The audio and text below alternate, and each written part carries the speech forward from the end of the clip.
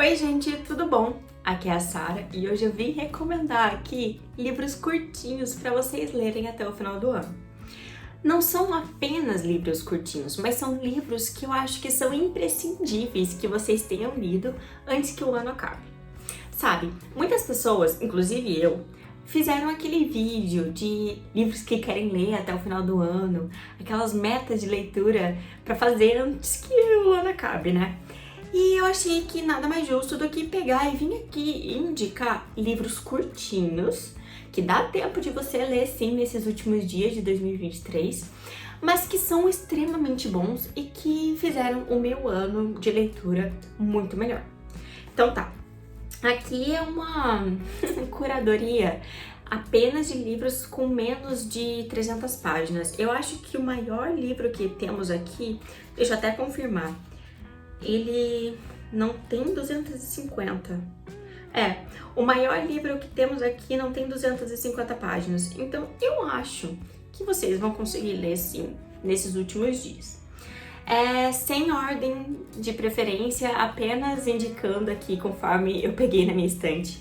O primeiro livro que eu acho que seria muito legal se vocês não tivessem lido, ler ainda em 2023, é Kim Jong-un, nascido em 1982. Aqui a gente vai encontrar uma história muito legal, que é contada de uma maneira muito diferente, sobre uma mãe, né, que passou ali pelo puerpério e começou a apresentar sinais, assim, vamos dizer, de psicose.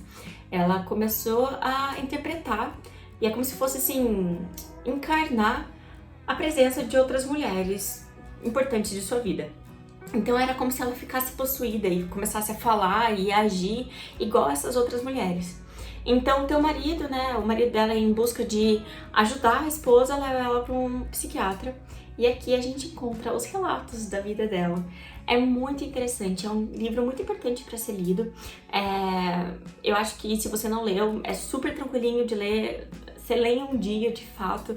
A letra é gigante, e a história é extremamente envolvente, porque vai falar muito sobre uma realidade que, apesar de ser do outro lado do mundo, não é tão diferente da nossa, de mulheres que têm que se adequar a papéis que os homens acham que elas devem ocupar. É muito, muito interessante e, sério, ele flui muito, muito tranquilo. Outro livro que eu acho que, nossa, é sério, alugou um triplex na minha cabeça. É um livro que provavelmente virou um dos meus favoritos. Não sei, provavelmente. A Fúria, da Silvina Ocampo. Aqui a gente vai encontrar, acho que 20 e poucos contos. Ó, pra vocês terem uma noção, tá? Eu tô até marcando porque eu tô relendo alguns contos. Mas ele é minúsculo, esse livro aqui. Tipo, tem 219 páginas e tem, tipo, 20 e poucos contos. Então, é muito rápido de ler, porque são historinhas pequenininhas. E a escrita da Silvina Ocampo é sensacional. Aqui a gente vai encontrar diversas histórias que se passam, né, na Argentina, de uma forma ou de outra.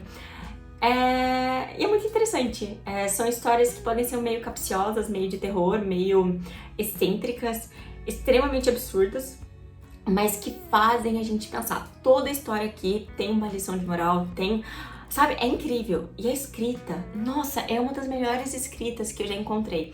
A gente tem que valorizar, né, os latino-americanos. A gente sabe escrever como ninguém. Eu falo como se eu soubesse escrever alguma coisa, mas enfim.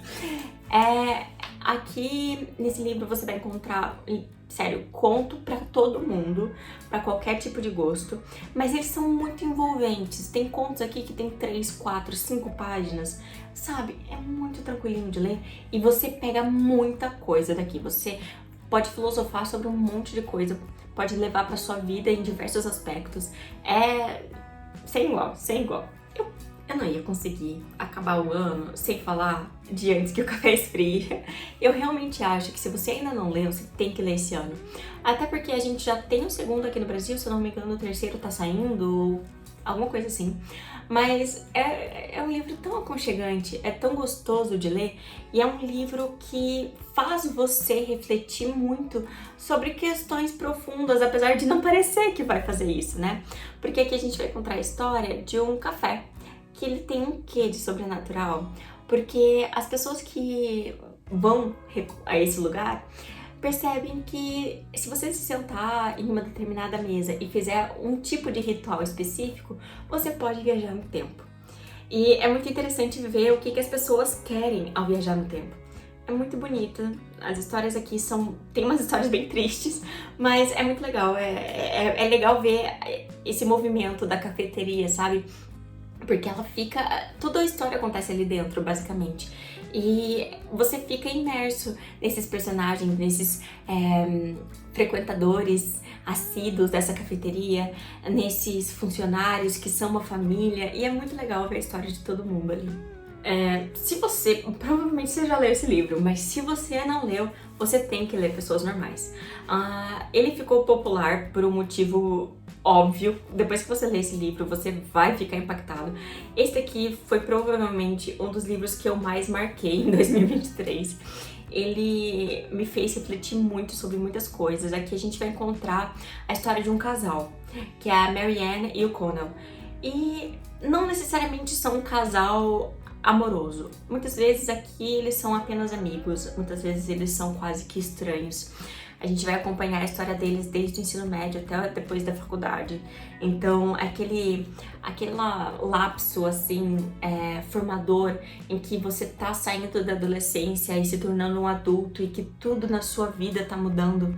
Sabe, é impossível não se relacionar em algum aspecto com esses personagens, que ao mesmo tempo que eles estão perdidos, eles se encontram nesse relacionamento que eles têm algum certo conforto e alguma certa sinergia para conseguir entender as mudanças do mundo.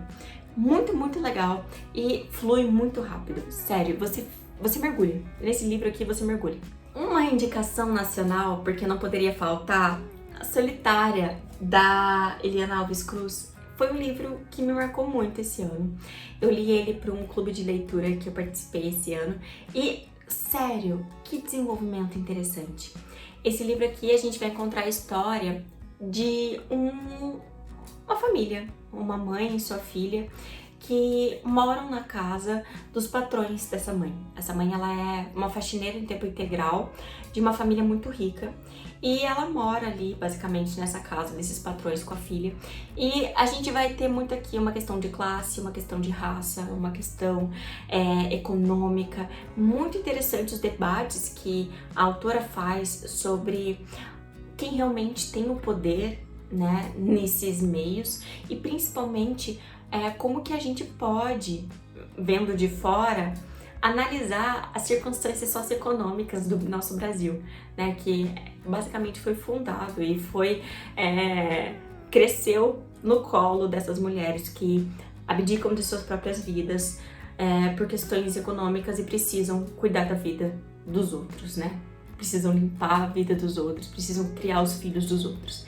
É muito interessante, os debates que a autora traz são muito legais e esse livro foi publicado, se eu não me engano, em 2021 ou 2022, mas ele foi escrito a maior parte dele durante a pandemia.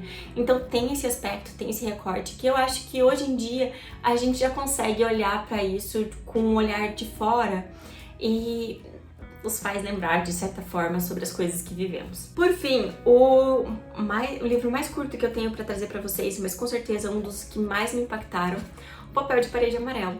Um clássico da literatura feminista, mas principalmente um clássico de terror.